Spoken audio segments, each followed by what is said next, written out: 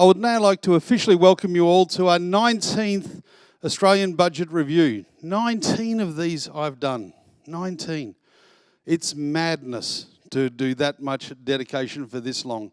I think I'm the only fool that I've met on the planet that does that, but I enjoy it, I love it, and I want to make sure you guys are always informed and make good quality decisions. That's our obsession with these, that's what it's about, but we don't have to be boring.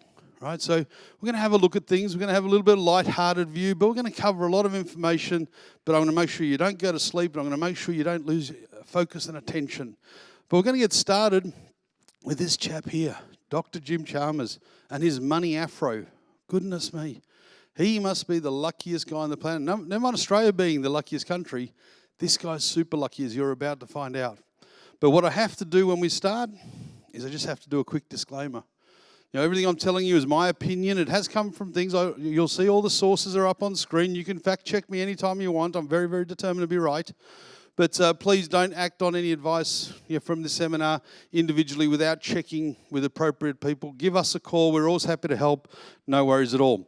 And as I do every year with the budget seminar, I like to start with the agenda. What is the mission of the government in doing this? And this year, it's about economic credentials. You probably have already heard, but this year was a surplus. And it's decades since we had the last surplus in Australia. Decades. And this is a Labor government. And Labor has been hammered for years by the Liberal Party saying, you don't know what you're doing, you blokes. You just spend money, you'll never get a surplus. And you know what? This is technically their first budget. They did do one in November. You'd have all watched that video. And they've delivered a surplus. Genius, perhaps, or good fortune. It's raining money in Australia if you're the government. The best business to be in the world, the Australian government.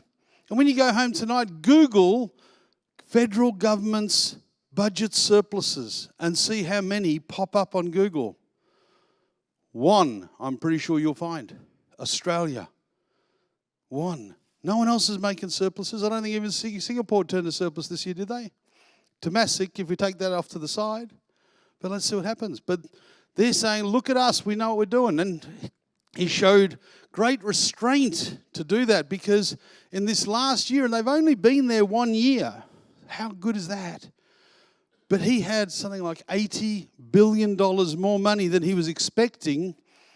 But what he did do is he didn't spend it. And Labor Party have been notorious for spending like crazy. But let me tell you, they might not have spent last year's, but by golly, they're going to spend next year's, as you'll soon see. Now, they're trying to give everyone cost of living relief. They're saying, oh, inflation's high, all these things. Let's help people out. And that's what they're trying to do. That's the message that they're sending. But I think it's a bit of a misguided message because they're only helping a certain few, not the whole country, which is a bit disappointing. And they're trying to manage this inflation, which is allegedly out of control. But again, if you've ever heard me speak before, I don't believe in inflation. I don't think it exists in the modern world. I call it greedflation. Not inflation, it's greedflation. Margins are up, everything's up. And if you guys keep buying stuff, guess what? They're going to keep selling it to you for more expensive. That's just the way the world works. But the government's also one of the largest contributors to it. So they're trying to contain their spending so that they're not putting inflationary pressure. So that's what they're trying to do. I'm not convinced that they achieved that, but they're taking credit for it now. Let's see what happens. And I'm worried about this masquerade of growth, right? One of the things with government is they pass on a lot of increases with CPI, indexation, pensions, allowances, benefits. And that's the biggest thing that worries me about inflation being high is that it throws a hell of a lot of additional cost onto the community because everyone says, oh, we only put that up 4 to 5%, less than inflation. Why? Because inflation's been running at 8%, dropped to 7%, thank goodness. So we're meant to go, oh, thank you. You didn't charge us 7% more for doing nothing extra. And that's the thing. They go up CPI, but they don't give you anything more for it. That doesn't make sense to me. But this is a scary thing in the government's budget, is that they're committed to do CPI pass-ons, and at these levels, that's a huge amount of money. And you'll see that in a sec. And then I do think it's quite cunning that they've missed some of the big important issues. Now, there's a bit in housing which we'll talk about, but literally little to nothing about supply. And that's the big problem in the market. And Greg was kind in telling you that he's doing well with his developments, but it's a nightmare to be a developer. That's why you literally have to come and do it with us, because good luck doing it yourself. It's a nightmare. It takes years to bring stock into supply in Australia. And productivity is not even talked about anymore. Now, this government is committed and obsessed with wage growth, but wage growth based on CPI. Here's more money for doing nothing extra. That's a disaster, especially in Australia, where a lot of people are already getting a lot of money for doing very little. One of the highest paid countries in the world, and they want more because their coffee and their smashed avocado on toast is getting more expensive. Doesn't make sense to me. And then this long forgotten word in the language, you might not even remember it. Efficiency, where you do things for the best value. No one's ever explained what that means to government, ever. They just write out big checks. So these are the things. I wish they had brought these back onto the agenda. They need to. But hats off. Got a surplus first year. Let's see what happens. So let's dive straight into, I forgot to mention, I always have a favourite quote, and I'm going to give it to Dr. Chalmers, a considered and methodical approach. That's what he believes he has done this year. I'll let you be the judge of that afterwards, okay? But that's his position. Now, here are the numbers. Here are the numbers. And look at this, a $4 billion surplus. It was forecast to be $37 billion deficit, a $40 billion turnaround. Is that great?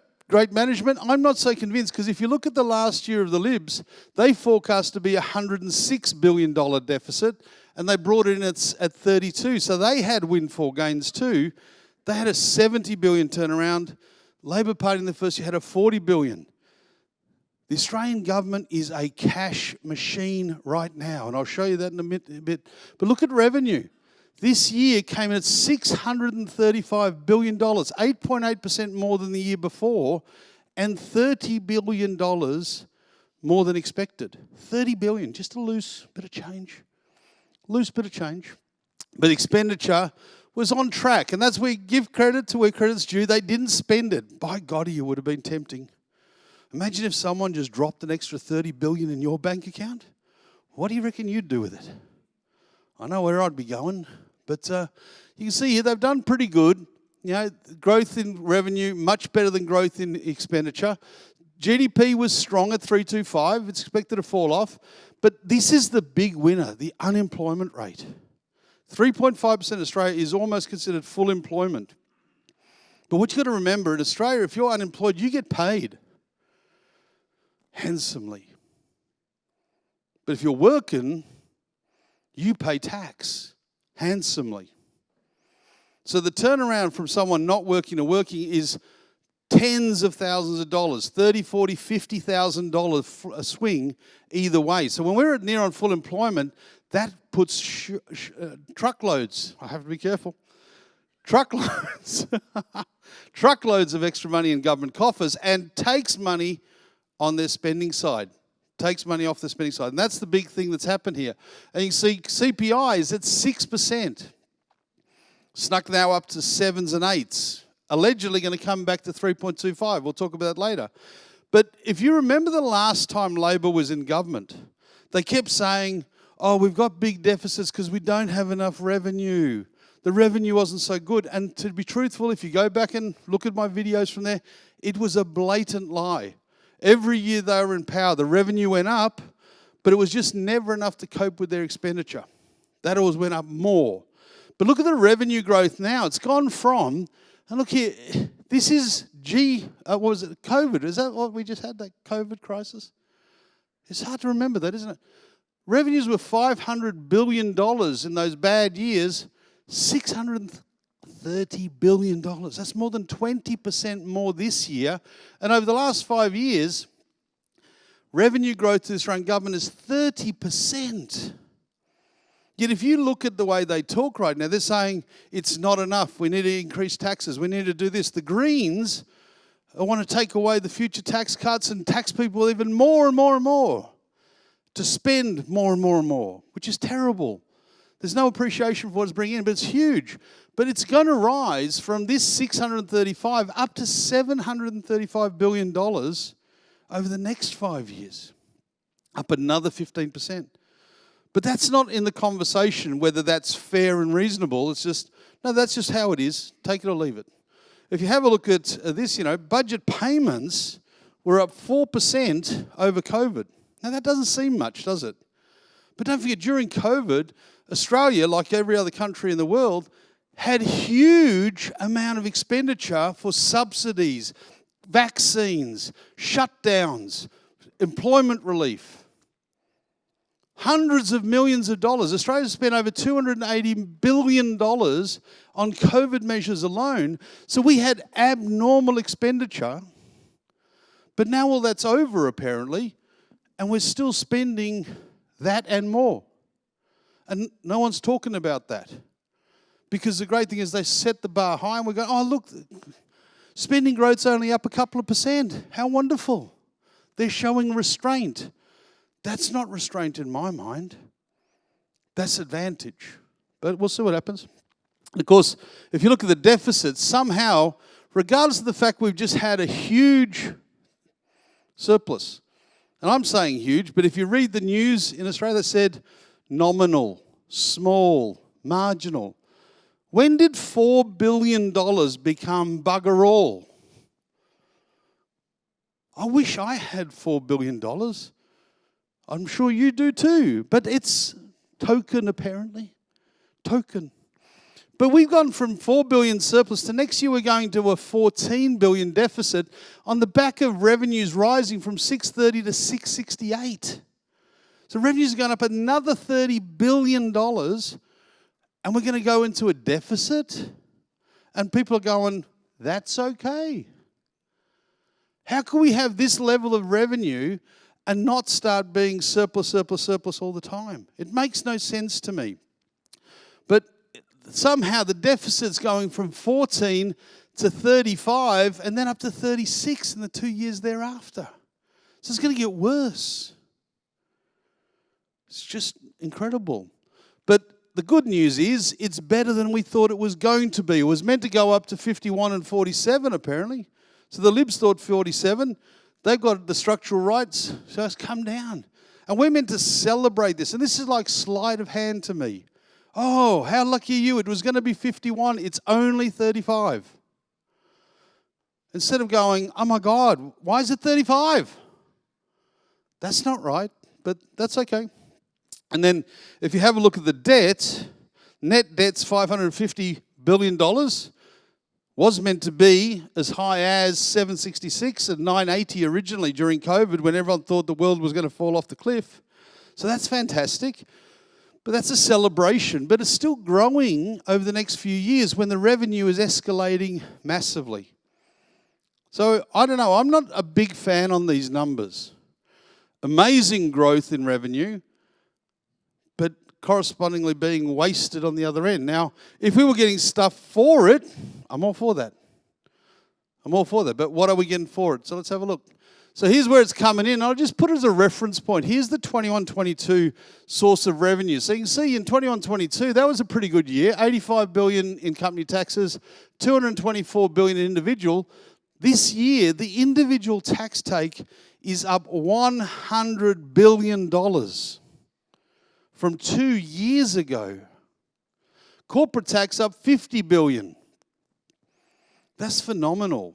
Phenomenal. So why aren't we more than $4 billion in surplus? Because look where it's going.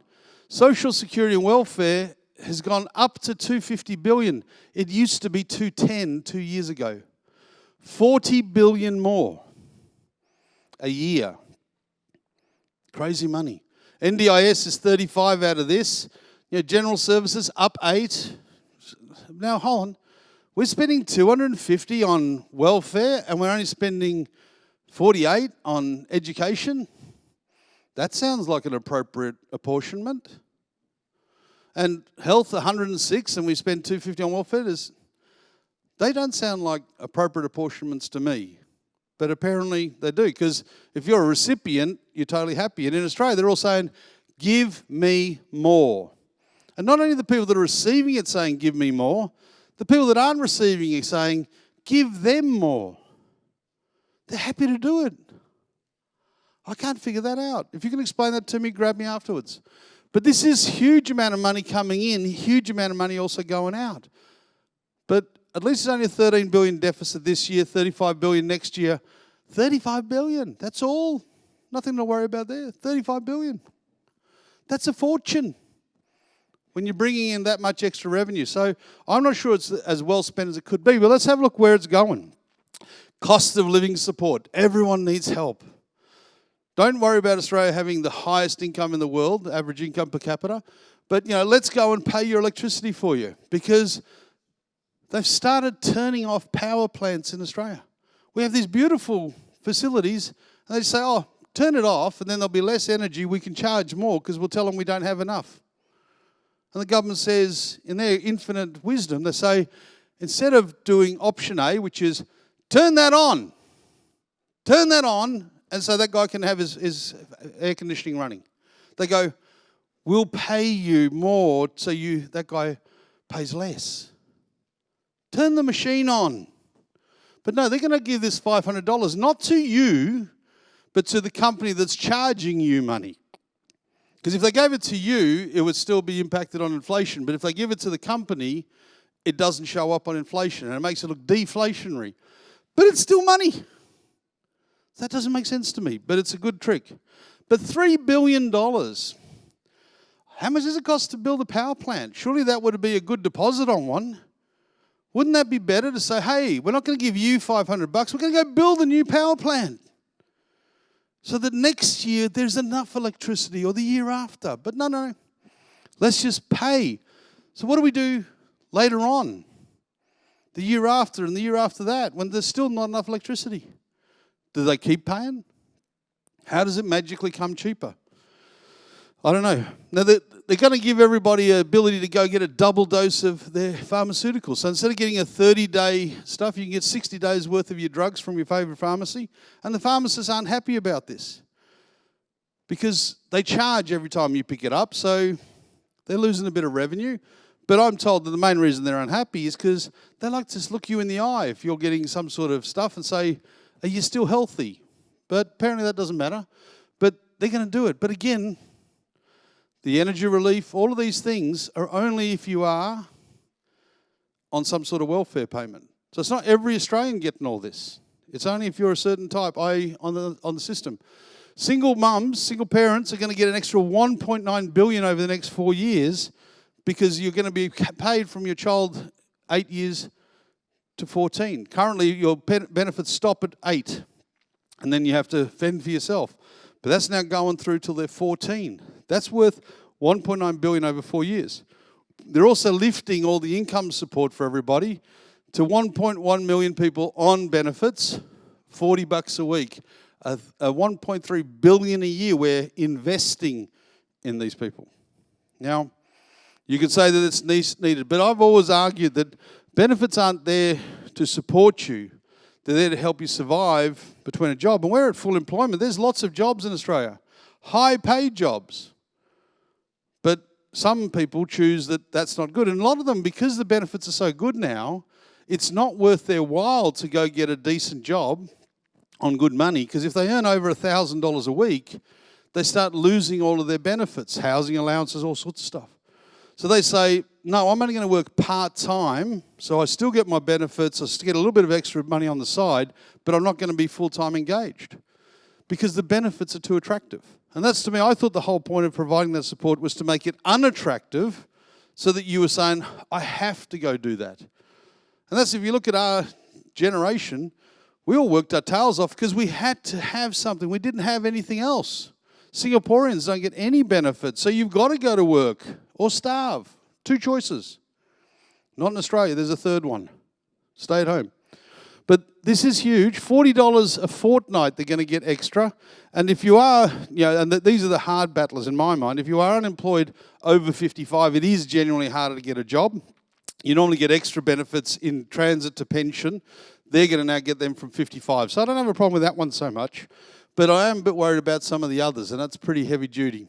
If you look at Medicare, they're spending $5.7 billion extra on that, and that's fantastic, because they want everybody to be on bulk billing of the doctors. If you go to Australia, you can go to the doctor. If he's on bulk billing, you don't pay anything. You just walk in, get seen, walk out, no charge. Okay? But some doctors say, I don't want to do that because I want to charge extra. The bulk billing's a scaled fee. So they're going to try and get more doctors on that by giving them more money, which is great. But again, only if you're on a concession card or if you're a child under 16. Not to every Australian. Not the ones that are paying all those taxes. And there's $445 million to get doctors, more staff, more nurses, etc. $143 million to increase their after-hours access, and $800 million to do some digital health technology. 800. I do software development. If you ever need the best software system in the world for your business, come and talk to me. It didn't cost $800 million, though. I'm in the wrong business. I'm going to reposition to just focus on government supply. $800 million for software. I think you could hire the entire Indian population of software developers for that for about 10 years. What are they doing with that money? That's crazy.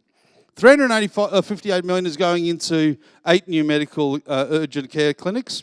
$219 to enhance the dental side, so that's now part and parcel. And $511 over 4 years to go after vaping, which is public enemy number one now, and also go after smoking. People do smoke apparently now. I gave up a long time ago, thank goodness. And then the big thing in Australia, mental health. You can't live in a prosperous society and not be messed up. It's just a fact. Another 550. Now, bear in mind, this is 550 million extra on top of the billions that the Liberals are spending and the billions that have been spent previously by all sides. It's an absolute plague in Western society. Mental health days at work, everything is just nuts.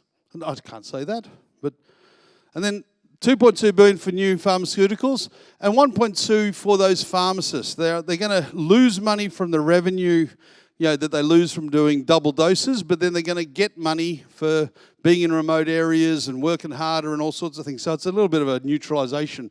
But loads going into there. Now, this again is great, but it's targeted at the people that aren't paying the taxes, not the ones that are, which is a bit disappointing. If you're going to help people with cost of living, why isn't it across the board? That's what I don't understand. And if you can't get better value for money than that, I don't understand.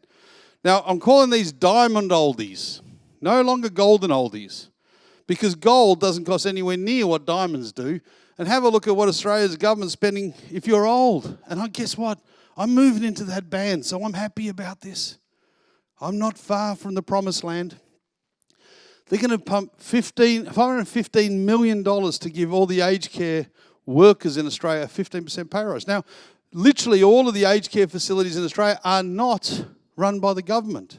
They're private these days. The government just pays for them.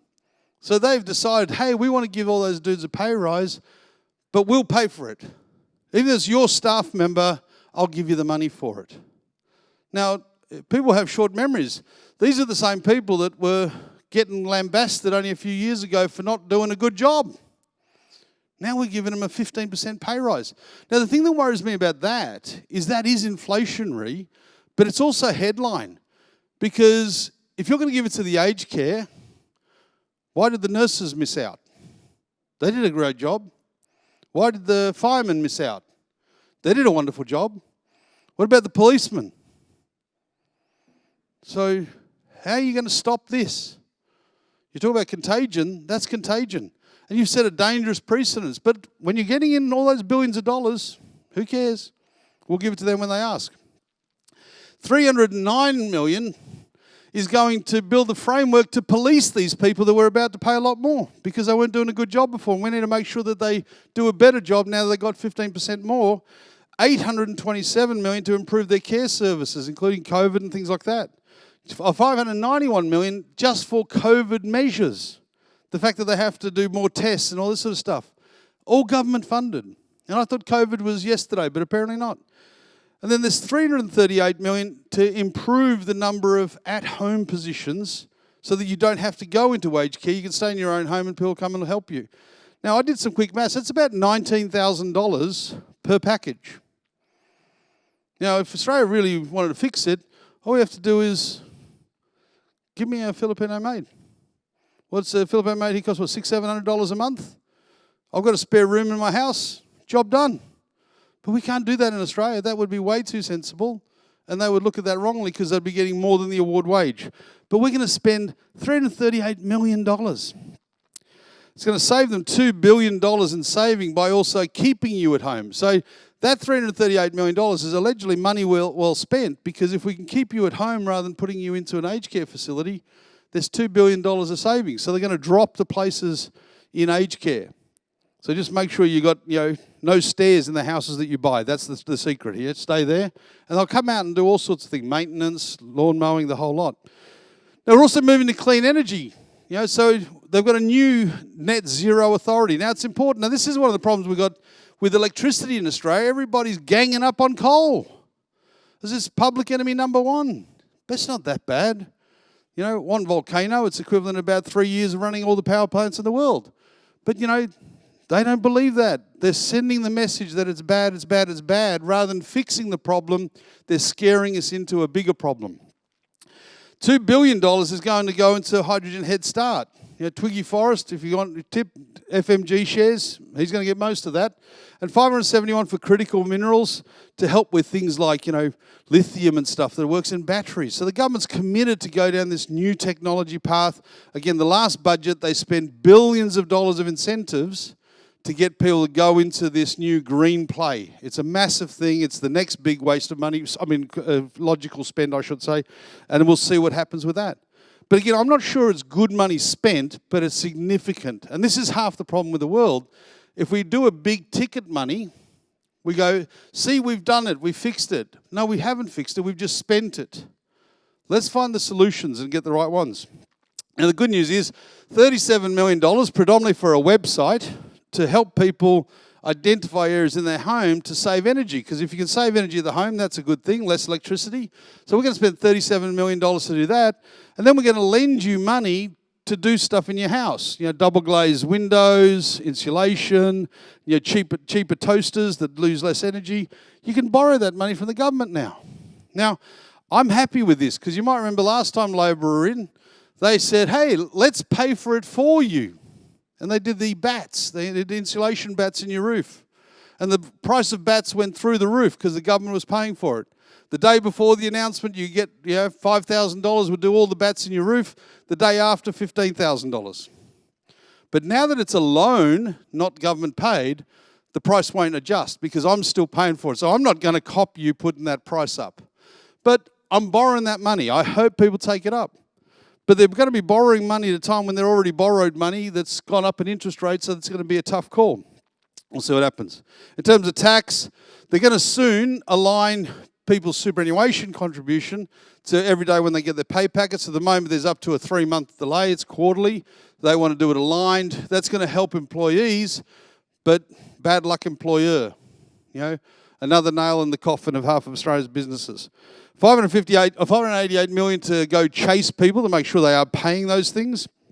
And they're going to see, you would have noticed in the last few years, the United Nations, everyone passed a law saying that there will be a minimum 15% corporate tax rate around the world. And what happens in Australia, if you're working, got a company in Australia and you've got a company in a cheap country, they can charge you the difference between what you pay in a cheap country and what the 15%. So that's going to happen from 1 January 24, overdue, good thing. 20,000 instant asset write-off, and they're going to be also giving you 20% extra write-off if you buy energy-efficient items. So an electric car or high energy fridge or something like that. And if you're a bit behind and struggling in business, they're going to give an amnesty for you to catch up with any monies that you're outstanding up to December 23. In terms of other announcements, you might know that they've just gone and bought a truckload of, or not a truckload, just a few submarines under the AUKUS, which is mega money. No, it's not $4.5 billion for the submarines. $4.5 billion is the setup cost to get ready for the submarines over the next 10 years. That's just the setup cost. How the heck? 4.5 billion. I don't even know how much the submarines are, and I'd say that not because it's not information, because what they tell us isn't true. Let me tell you, it'll be at least twice what they've already told us. But the good news is, I'm a solution-driven person. You know that, right? I went shopping. I found this one. Oh, there we go. So, would you believe, I've got a master's degree in Google search. You can buy this submarine for just $3 million. We don't have to spend billions. $3 million bucks. And mysubmarines.com, if you've ever fancied having a submarine, just dive in. But we could save the government a fortune. It's got 10 torpedo tubes and all. It's great. So it doesn't have to cost a lot of money, just sometimes it does. But, you know, we're also going to spend $1.9 billion on our Pacific partners. Penny Wong apparently is not just glamorous enough. She needs cash, so she's going to go and make sure we keep safe there. And then we're going to spend $1 billion on bio. It's all over the next 4 years. $2.4 billion, is going to come in from charging extra LPG tax. So we want stuff to be cheaper, but we're going to charge them more tax. But don't worry, we'll give it straight back to them as a subsidy, next time we pay the electricity bill. And then $200 million for a nature positive plan, to enforce environmental laws. That's important. And this is just some of them. $355 million for funding Uluru and Kakadu. $87 million for the student loan program. Again, basically just technology. And they're going to write off a whole bunch of loans because their technology was so bad that they couldn't work out how much interest to charge everybody that had loans. So they're just going to say, oh, let's not bother. $326 million for women's safety, which is fantastic. 194 for First Nations women's safety, and 125 million for visa processing improvements. And that's a great thing. This government has been really good in getting the visas quicker, right? And also one of the things, as Ravan mentioned, they're now going to accept Indian qualifications, so we'll have an abundance of there. You will not be able to get a ticket to any cricket match against India at the MCG. Not going to happen. Get in now if you want it. And then, just as an interesting side thought, $2 billion of technology spend in this budget. $2 billion. That to me is frightening because they've already got all this stuff. It's not like they're starting from scratch, but $2 billion new money. And just as another sidebar, $1.6 billion in COVID. You remember COVID? It was sort of a blip ago, 1.6 billion, that doesn't include vaccines that they've bought, that they're too afraid to tell us how much they're spending. So when you see NFP, that means, in government speak, not for publication, because they don't want to admit how much they got ripped off on our behalf. But that's huge. So we're already still spending $1.6 billion. Okay, it hasn't gone, but by golly, it's going to have a legacy. Now, housing, if you look at what's coming in for housing in this budget, $2.7 billion over the next 4 years to give everybody more rental support. An extra $30 a week if you're on benefits. But anyone who's a hard-working taxpayer, nothing for you. But if you're on benefits, $30. Now, this is going nowhere. Now, we could build a fair few houses. I mean, get your calculators out and work out, the government should be able to build a modest house for $250,000. How much is 2.7 divided by 250,000? It's a fair few, but of course it's the government. They can't build a house for 250,000. That 250,000 would cost $1 million, and it would be half as big. That's the way it works, right? But that's a lot of money. Now, I'm not saying they don't deserve it. It's a reality, things are going up. But one of the problems I see in Australia right now is that we've got a federal government doing these things, but the difference in costs from state to state is significant. So $30 in Sydney isn't going to do a thing, but it does a reasonable amount in Perth. But they're getting the same amount. So why isn't it sort of proportionate against average rent in that state or something like that? But I'm not a fan of this sort of stuff. I like to help people out, but how much is it worth? They are increasing, which is a good thing, home buyers scheme. But these two measures here, the rent subsidy increase and this, are both demand-driving initiatives at a time where we've got too much demand in the market. So these are not good for me, but I'd rather give someone a helping hand into a house than more rent subsidy, I must say. But it's demand driving, and that's a problem. We need supply incentives. And finally, they are doing something. They're increasing the rental allowance for investment property to 4% if it's buy to rent or built to rent. And that's important because we need to give encouragement to investors like us. And for the last 15 years, all they've done is made it harder for investors with more taxes, more this, less deductions. And what have they got? A rental crisis. Because people say, yeah, I've got one, I've got two, I'm not going to buy another one, it's not worth my while. So we've ended up with a shortage of investment property that is rented, and they're now trying to remedy it. Too little, too late, a bit disappointing. They're also going to give a deduction of the tax rate if a managed fund from overseas buys the entire apartment block and rents it out. Now, I think that's a great initiative. Again, this is a supply side issue, and that's what they need, supply side issues. But we're going to make a big corporation even richer than it already is. So I don't like this one conceptually. And I don't know about you, but when you go to Far East organisation and say, hey, I want to rent one of your houses, they don't ever give me a discount. I've never known a corporation be compassionate, but maybe this will change things, or not. But that's certainly going to be good for investment at least, and if it puts more houses in the deck, then that's not a bad thing. I've got to welcome it.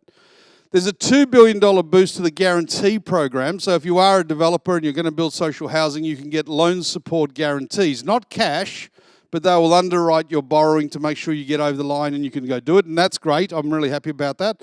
This is an extra $2 billion on top of the, I think it was $7 billion they did in November. So that's a fair chunk. It's certainly a big start and heading in the right direction. And they've got $300 million to go on social housing upgrades. So they are doing stuff for housing, and that's important because it has been really, really badly ignored by both parties for the last 15 years. They've taken away capital gains tax. They used to get a 50% discount if you're overseas. That's gone. They used to have, even if you were an expat and you sold your previous residence, you didn't pay tax for the time you lived in it. That's gone if you sell overseas. They've taken away depreciation, travel allowances, all sorts of stuff. Disappointing. And the result, no surprise where we ended up. So can't knock that. But what I'm really angry about is they're still not tackling the big issue, which is supply. It's the only way to fix the problem is bring more good housing on deck. Now, if you need to provide social housing, do an abundance of it, but it doesn't have to be the Taj Mahal. It can just be something that is clean and dry and there's enough room for you and your children to live in until you get on your feet and you can find a better place for you. But no, in Australia we want to say, hey, this could be your forever home. Is this enough for you? And the problem is in Australia, and this is how Australians think, if we built social housing, if we said, hey, look, we're going to go over here, out of town, and we're going to build some lovely houses here, you just have to come over and you can live in it, it's low rent and everything, the Australians will go, oh, I don't want to live there. Yeah, but mate, you don't have a choice, you don't have anywhere else. No, but I'm not living there. I'm not doing that. So this is the thing. Everyone wants choice now instead of requirement. It's not a good world we live in. It's strange. And you can see here, with housing, we're building about 20-odd thousand units and about 20-odd thousand houses per quarter. 100,000 odd. It's just not enough. The population's growing 300,000-400,000. It's not enough houses we're bringing on to the deck. We need more. Now you can see it peaked there. One of the reasons it peaked was the government said, hey, here's $50,000 extra to build a house. Incredibly, you'd never believe this, to build a house amazingly went up $50,000 soon after. Incredible. As soon as the subsidy grant was announced, the price went up. Pure coincidence. But, see, it's dropped off. It's dropped off now. So we're not building enough for the growth that we've got, the need that we've got. And this has been a situation for decades in Australia. This is not a new problem. And that's why they've both got dirt on their hands. They've both ignored this issue for way too long. And they've all taken advantage at state and federal level. And what we need is more land. They've got lots of it. But there's nothing in this budget that says we're going to go and identify plots and release them. At state level, at council level, at federal level. Nothing. And that's what they need to do. That's the only way to solve this. Giving someone extra money isn't a solution. What do you do next time? More money. But that's money you could have built some lovely houses and said, there you go, that's yours. Let's go for it. And there's a big issue with the problem at the moment with the construction industry. There's builders going broke all over the place. Now, they've always been bad business managers. I've got to say that. It's not just because of the environment, but materials have gone up, pressure's gone up, volumes went up. They couldn't manage those volumes. They didn't have the systems to do it. And it put them under great financial pressure, and that's now bearing out in the open market now, where you're seeing builder go into insolvency, etc. So that has to be fixed, but it's not. And then the states need to sort their stuff out because the states are diabolically bad. Diabolically bad. Now, that's not part of the federal budget, but it needs to go mentioned because the states are pulling 5 to 6% stamp duty every time you buy a property. If it's a new build, there's 6 to 7% GST inside that property. And if you're a foreigner, you pay the state an extra 7 to 8%. What I call the triple dip.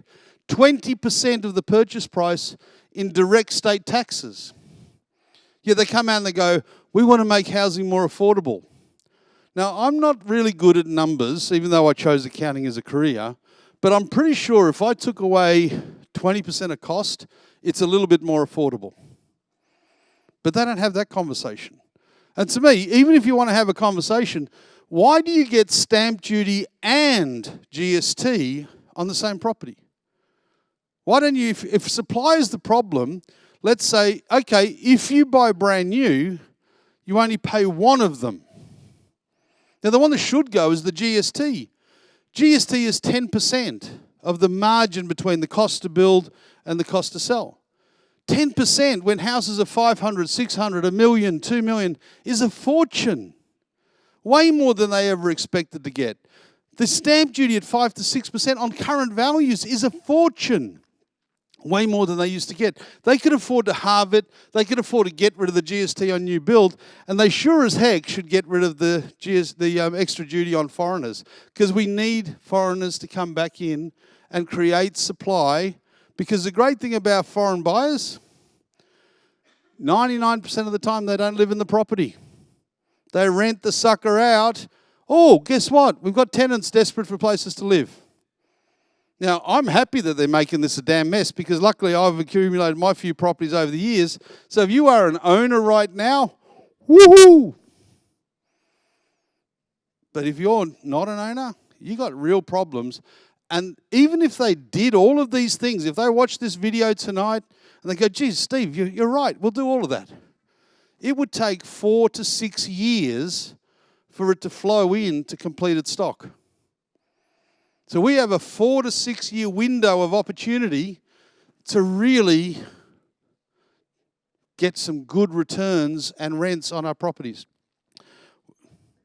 And then the other big one, they're now swapping over to this in New South Wales, this annual land tax in lieu of stamp duty. They're going, hey, first home buyer, we're going to do you a favour. You don't need to pay stamp duty up front. You can pay it annually instead. And everyone thinks, oh, that's a great idea. But that poor person is now locked into a higher cost for the rest of their life with money they can't really afford annually. Why didn't you just say, don't pay it at all? As I say, the WA government today, record surplus. The only other government in the world that's generating a surplus. New South Wales, huge money. Just say, let's scrub it for you, first home buyer. Not let's defer it. It's wrong. But this is a disaster waiting to happen in our industry because you're just putting even more pressure on people. And how are they going to work the inflationary impact of that one out? Speaking of inflation, here's the sources of inflation right now. So you can see the only thing that's deflationary is clothing and footwear. Thank goodness, because I have to change my wardrobe. I got so big. But everything else is adding to inflation. And the big one, education. That's the great thing about being older. The kids are all gone through that. Don't have to pay for that one. Imagine if you're young and that's what you're looking at. It's getting out of hand, education, out of hand. And they're not coming back smarter. And now you don't have to send your kids to school anymore. You just give them a chatbot app, whatever. GPT chatbot, is that what they call it? There you go. They can get a job with that, apparently. But if you look at this is what worries me about this budget. Now, they're saying it's an inflation-fighting budget. They're restrained. We didn't spend money. But did they really? I don't know. Number one, they've committed to wage growth without productivity. So that's inflationary right off the cuff. And they're talking about 4 to 6% wage growth without productivity gains. Not linked at all. So that's extra cost, which is extra inflation. Then they want to do, government spending. They're saying that it's contained because it's only a couple of percent real growth, but real growth on top of 6% inflation is 8% spending growth. And they're taking up the labour market, so they're paying people more than I can afford. I'm competing with them. If you're in the IT industry, how do I get staff when the government's going to do $2 billion worth of IT projects? Can't do it. How can I get a cleaner when the NDIS is paying them $60 an hour to go clean someone's house? Can't do it. It's just crazy. The government is killing us in the labour market, and they don't recognise that. They think, oh no, we're paying fair and reasonable.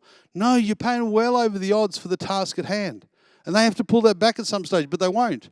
Now, if you look, hospitality, food and alcoholics, one of the things that's keeping them afloat is students are allowed to work, and during COVID, even though most of them left, they had it so they could work unlimited hours, where before there was a cap, but that cap's coming back. So if I'm a small business owner, getting some, reasonable cost labour from students, that's now going to contract. So that's going to put problems in the market. If you look at tobacco, that's going to go up. They're adding tobacco tax of significant proportion. Now, I can't afford to smoke anymore. I don't know how anyone can. But apparently most of the people I know that are on unemployment benefits, they can. But, but you look at housing, they're now going to give that rent assistance. That's going to be inflationary. That's going to go straight to the landlord. He's going to go, hey, I saw the budget. I saw you get $30 a week extra. If you want to stay in my house, we better renegotiate. How long do you think it's going to take for that to happen? Probably already did, right? There's no new supply measures, as I say, so there's no choice. You either pay that extra money or you have to get out and move to a compromise. If you look at health, aged care is getting a 15% pay rise. How's that not inflationary? And wait till you see the ripple effect in the other industries. And they've put gas tax up. And I don't know about you, but do you remember a couple of months ago, about a year ago, they said, oil prices have gone up because there's a war in Ukraine. You remember that? Did the war in Ukraine stop? I haven't heard lately. I didn't check the news. But oil prices are cheap now. They're at one of the lowest they've been for ages. But in Australia, when I go to the Bowser, it's still the same price as it was last year. I don't know how that works. I'm really confused. If someone can explain that one to me. So there's still pressure there, because if we have another uptick of oil prices, even a small amount, that's going to be inflationary. It's theoretically been deflationary, but we'll see what happens. But all of these things are hurting inflation. So I worry about this budget as not being an inflation containment device, but it might be expansionary. And if you look at interest rates, these guys have gone off the reservation, the Reserve Bank. And most people still think it's a government department. Anyone here think it's a government department? It's not. But look at this, everywhere around the world, they've just jacked them up like crazy. Why? Why? No reason, because they can. They're in charge of it. So I think they've gone too high too soon, and I think they're not doing modern thinking. They're thinking, we're putting interest rates up to slow inflation by stopping spending. But you can't stop spending if people still have cash savings. You're not going to change behaviour. And the modern world today, people have cash savings, and if they don't have cash savings, they have parents with cash savings. So they're going to keep that spending pattern. It's not going to change. So it's not having the same impact that it would have had 20, 30, 40 years ago. So forget this. Go into calmness mode.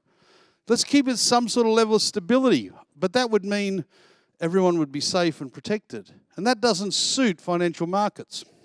But you can see here, history repeating. Look at this. They jack it up, have to fall it down. Jack it up, have to fall it down. Jack it up, have to fall it down.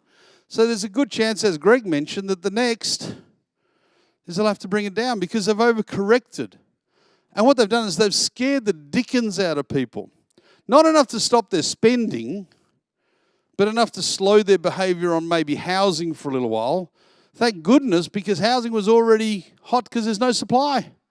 But it didn't stop anything else they're doing. Look at Australia. The revenue's massive for the government because everybody's spending money and employing. There's no contraction. They're saying, oh, we're going to go into a recession. How can you be going into a recession when the government revenues are going up 5-10% a year? It's ridiculous talk. But it's just talk. But look at the dollar. You know, I'm on record and I stay on record that the Aussie dollar should be 70 to 75 cents US. You can expect a real kerfuffle in the US in the next little while as it goes through, what is it? The debt ceiling? Does anyone know what the US debt is at the moment? What the ceiling is about to go pushing through?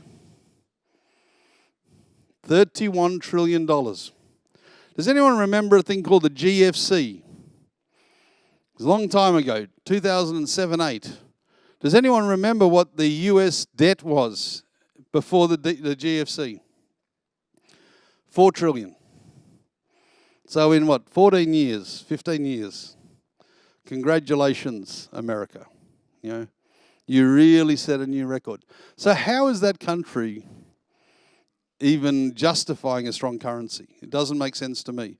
Now, Australia's the only successful government on the planet, the only profitable government on the planet, the only low unemployment, strong property market, undersupply, everything's tick, tick, tick, tick, tick, tick, tick, and our currency's been doing badly. Now, I do think it bottomed out there at 62. I do think it was probably right at about 70, 71. I think it's just come back. And against the Sing, 92 cents? Are you kidding me? What's that about? Good time to send some money down to Oz, buy a property, rent it to these desperate people, or invest with some of our projects and make a killing, people. 92 cents. I couldn't afford to come. I had to leave half my wardrobe back there. Couldn't afford extra baggage. It's just terrible. But I do think the dollar is undervalued right now because, again, look at this, the fundamentals in the Australian economy, super sound. Look at migration. This has always been the secret to me. Again, you would have heard me before. I nag about this all the time. 418,000 more Australians this year than before. You know, 1.6%. We are back on track. We had the COVID dip down at 0.3 and 0.9, not because people stopped coming, because we wouldn't let them in. We kicked the students out. The students have all come back. A lot of expats have gone back, just like me. We're back up at 418, 1.6. It's the highest population growth in the world, and it's of real people with real money, real skills, etc. If you have a look, this is it during COVID. It dipped down, but they're expecting 400,000 next year, 315, 260. And most importantly, that people forget is not only are they new migrants, they're new taxpayers. That's why that tax revenue is going to keep rising and rising. Because let me tell you about Australia. Australians are the most obedient taxpayers on the planet. They whinge the most about it, but they get it taken out before the boss gives them the cash. So they don't get a choice. It's gone. But that's 260,000, 315,000, 400,000. That's 1 million new taxpayers. But not only taxpayers, 1 million new occupants or tenants. And housing investment is tipped to go minus 2.5, minus 3%, and minus 1.9 at the same time. Now again, I'm not that bright. But when I see occupants rising, dwellings decreasing, and it's already thin tight, that's a perfect storm as a property investor. Now, just for reference, Melburnians, you can feel proud. You officially passed Sydney as the most populous city in Australia, but that's only because you have been for a while technically, but they just officially included one of the new suburbs or that was outside of the region in, so you snuck in by technicality there. But have a look at the property market overall. Now, again, we've had a bad property market. Everyone's been predicting it to collapse, right? But that's talk. This is reality. Look at the vacancy rate. The average in Australia, 1.7%. Now, I've been doing this since 1995. Educating like this, doing these seminars, couple a year, every year. Never, ever, ever have seen it that low nationally. Every now and again, a state goes that low for a short period of time, but never, ever nationally. And it would be lower if it wasn't for Melbourne at 2.8. And Melbourne's only 2.8 because all the students racked off. But guess what? They're all back. I was in India just a couple of months ago, and I happened to be flying back to Melbourne on the day that China announced that you cannot legally do study online anymore. You have to go to the university, probably because of the chatbot. They're afraid what would happen. The airport was overflowing with Chinese students. Same in Sydney, everywhere. So they've all come back. So look and see, hence why Melbourne, its vacancy in a quarter dropped 0.8%. In a quarter. That's huge. And that's December before they even announced the change. So expect to be a similar reduction this quarter too. So that's the lowest we've ever been. Look at Perth, 0.6. Adelaide, 0.5. That's nuts. Nuts. And as you can see, the result is, look at the increases at the end. 17% average increase on rentals in a 2-bedroom apartment, 11% in a 3-bedroom house. That's major money. Now, part of that is because, particularly in Melbourne, rents went down during COVID, so there's a little bit of recovery kick there. But that's still a massive increase. And now we're seeing state governments say, oh, let's put caps on the rises. You can't increase it more than a certain amount. Good luck with that one. Good luck with that one. But this is an investor's delight. When you see it this tight, you are in charge of your future. And I'm telling you, there is a 4 to 6 year lag before supply could even come close if they did everything right. And let me tell you, the chance of them doing everything right is 0. So this says get on board and get another one. Get 2 if you can. Because this is the time. If you're thinking about selling, don't. This is the time to acquire, not sell. This is going to be massive opportunity in the next while. And you can see the irony is if you look at the property market, it came off. Now, it didn't come off because the property market's bad. It came off because interest rates went up and everybody got spooked. But one of the reasons, particularly in Sydney, that you can see that the 1 year, it went down 11.7%. That's probably the highest it's ever gone down. But let me tell you something. The market didn't go down 11.7. It's just the average went down. And what that means is the high-end properties that would normally be in the average, keeping the values up, people chose not to sell them.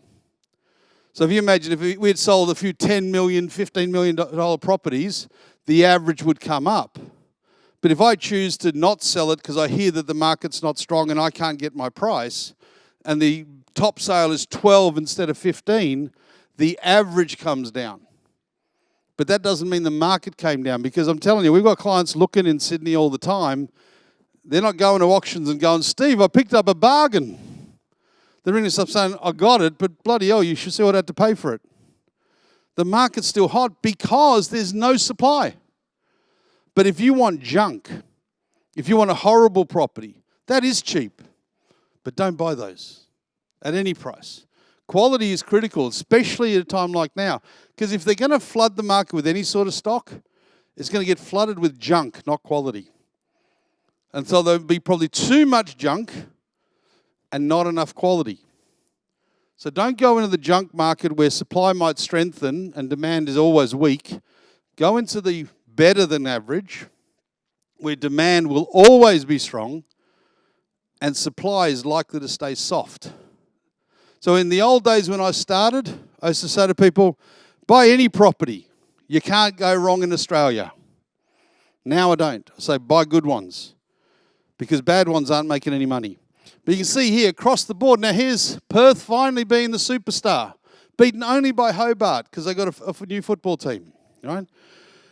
But there's Perth 2.7. Look at the value. 550 is the average in Perth compared to 1.4 in Sydney. And this is what's happened.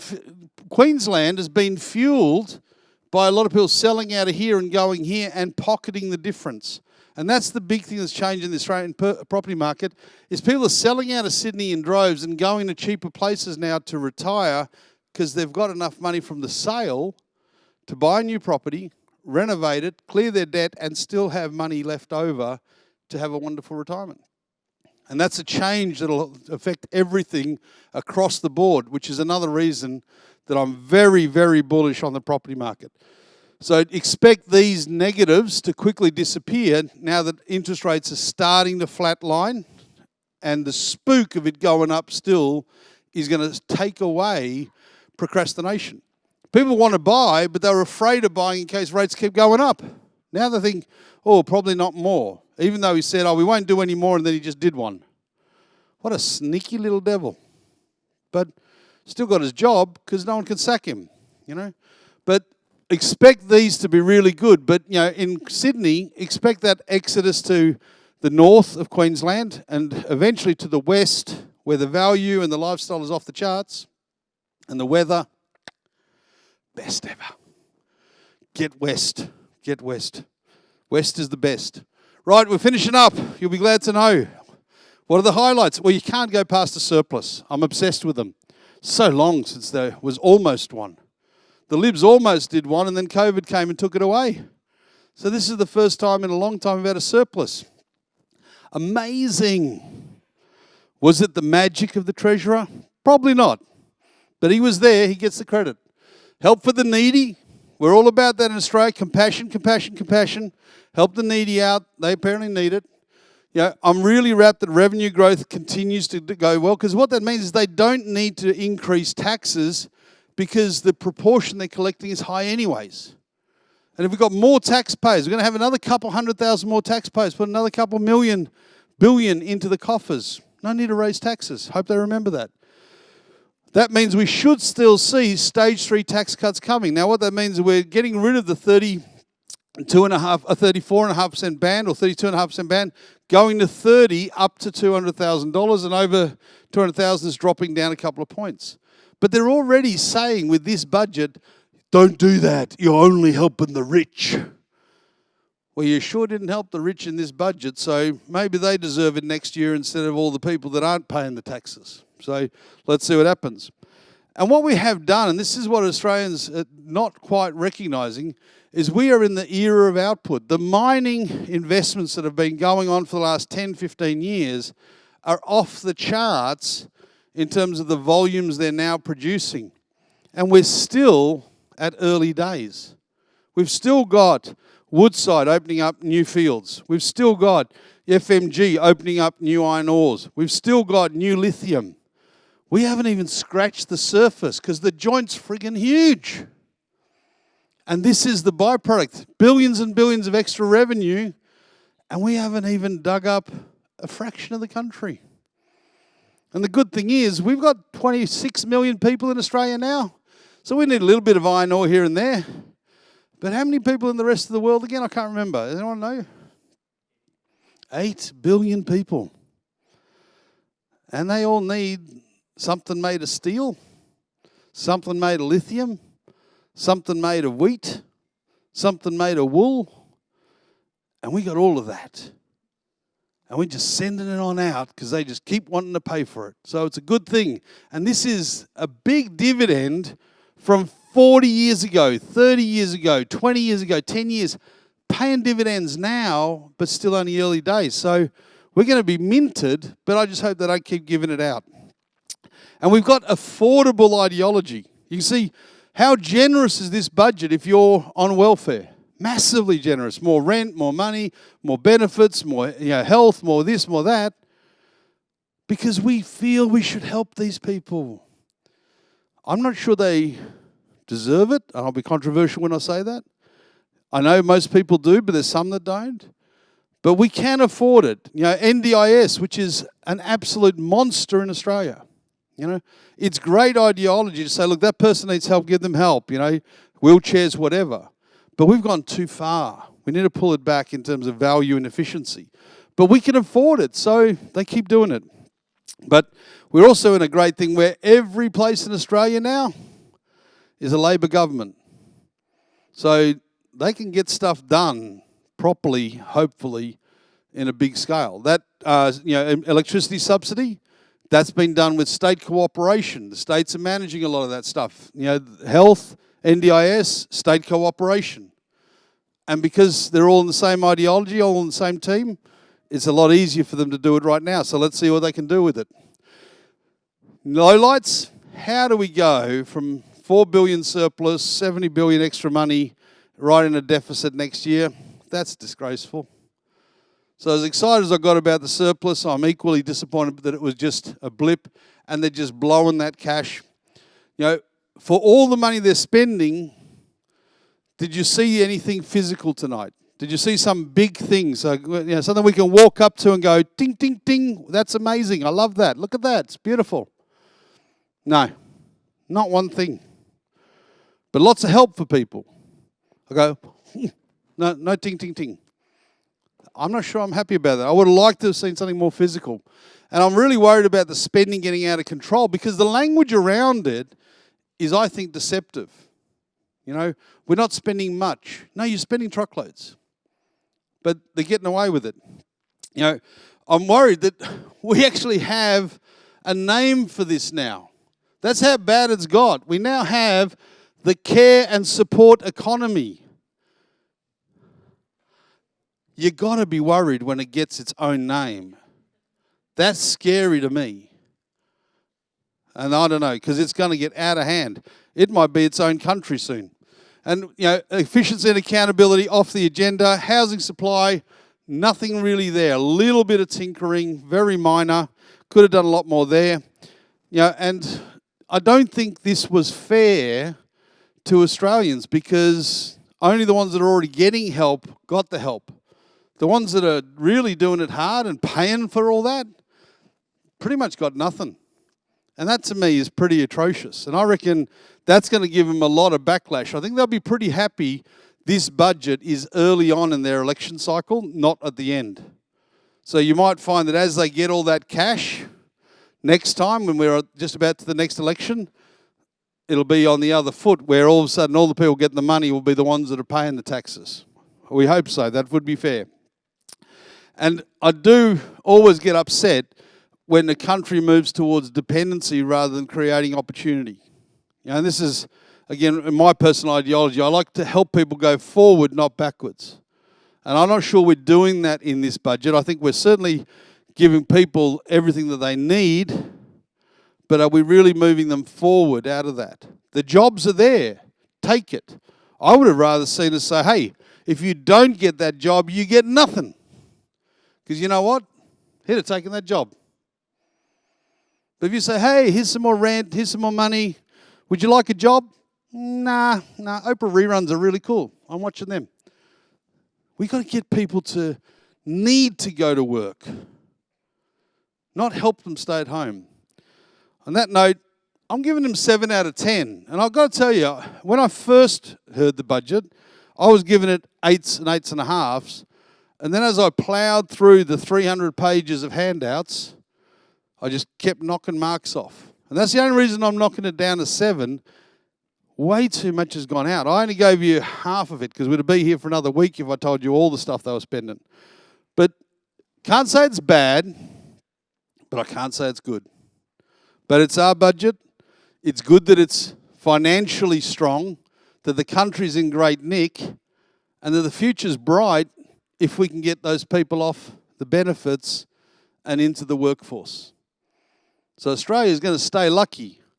It's just whether we get opportunistic from that luck at every level of the society. On that note, I'm finished. I thank you very much for your attention. I thank our partners at Griffin and TPA, and I hope you enjoyed yourself. And we'll finish off there, and then we'll take a few questions. So thank you very much.